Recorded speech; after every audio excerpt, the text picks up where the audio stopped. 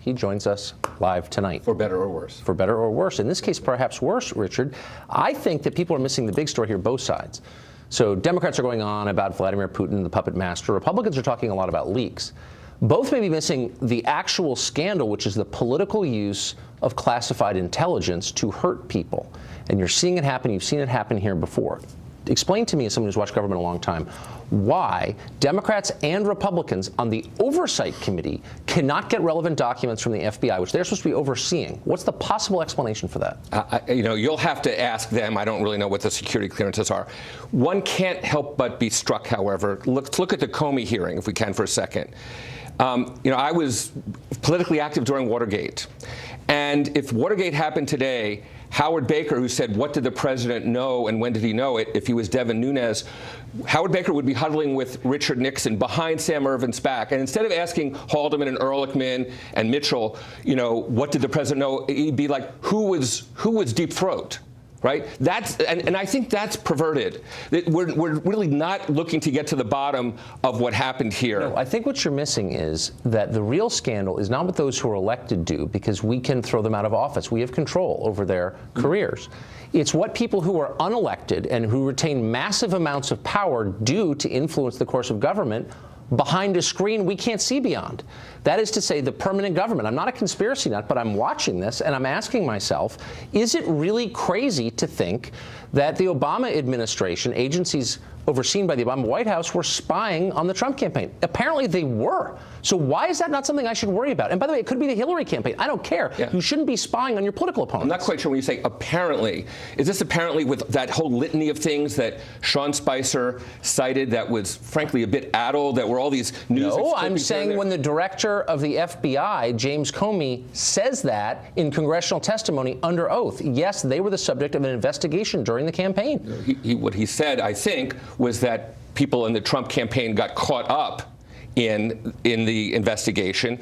And he said that they were the subject of an investigation. So let's imagine that Paul Manafort, who we know is paid $10 million a year or so by Putin compatriots, that somehow or other he crossed the line in that connection. I mean, look, we know that the WikiLeaks came out an hour after Access Hollywood, right? Do we think that was just random? Do we think that was just dumb luck? Or do we think when Roger Stone said it's Podesta's time in the barrel, that was just a kind of coincidence? Look, you're not going to get me to say the Russian government wishes us well or they're not causing mischief. They have for almost 100 years against our government, of course.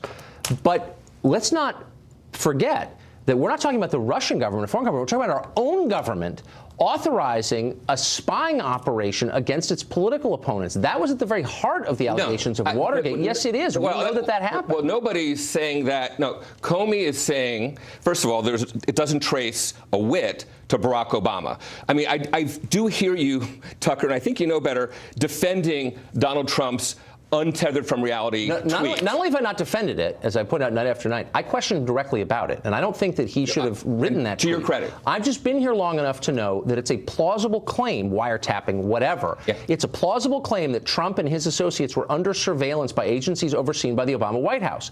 I believe that is entirely plausible. Do you not think that's plausible? And I think it's a big deal. Well, when you say overseen by the Obama White House, let's say they're part of the Obama administration. That's the executive branch of government. So you could make that charge about the FBI going after Hillary Clinton, right? In the same way. Yes, you could. Exactly. So, and I'm saying that we don't know, what the direct kind of relationship is between the FBI and what they see as their responsibility about disclosing information. They are now entitled to be suspect about sharing things with Donald Trump. But we do know that the intelligence agencies, CIA particularly, are in effect acting like their own government. They're unelected. On February 16th, 2017, the Wall Street Journal reported, and no one's refuted it, that the CIA was withholding information for Trump. Their whole job is to give him information, the information he asked for. They're withholding because they just don't think he should have it. Does that bother you?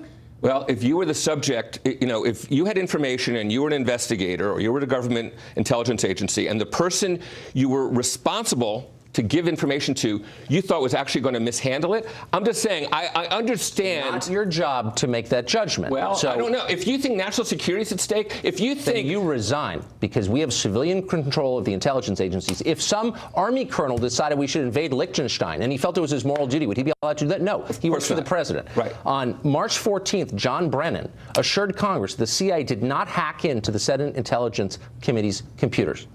Turns out, we learned July 31st of the same year, he was lying. They actually broke in to the Senate Intel Committee computers because they didn't like what the Senate Intel Committee was doing. Right. Are you bothered by that? I'm bothered by leaks. I'm bothered. That's not a leak. No, that's espionage against elected officials. I'm bothered by intelligence agencies misusing their authority, of course. I am bothered profoundly by the misdirection of looking at leaks and what the intelligence agencies may or may not be doing correctly when the story is, again, possibly collusion between Trump associates and Russia, the equivalent of having Russia bomb the Clinton headquarters every day. But it wasn't kinetic, it was technological. Look, that's a grotesque overstatement, but I'm going to let it go by because, look, we're talking about a political game. I'm not defending that. I'm merely saying here you have the most powerful and well-funded government in the history of the world, and its most secretive elements may be using that information for political reasons. In March of 2013, James Clapper went before the Congress and said, we're not collecting information wholesale on Americans. He lied. Nobody seemed to care. I'm saying, doesn't that bother you? To use it for political reasons, they didn't do a very good job considering they went public with the investigation of Hillary. They did not disclose this about Trump, and had they, one could argue that would have been the equivalent of the Comey letter as regards Trump and made the difference in terms of the campaign. Well, we may be arguing the same thing. I thought that Comey's announcement that Hillary was under investigation without specifying what she was being investigated for was appalling. Absolutely. And he ought to be fired for that. I thought that at the time, and I think it now. But you guys are making this purely partisan when there's something much more important at stake, which is the integrity of our government. Well, I don't disagree that we need to get to the bottom, get the intelligence agencies not acting like they're their own boss. Oh, gosh. We agree on that. Mr. Goodstein, thank you. Happy to be here. Bill Binney worked at the NSA for more than 30 years.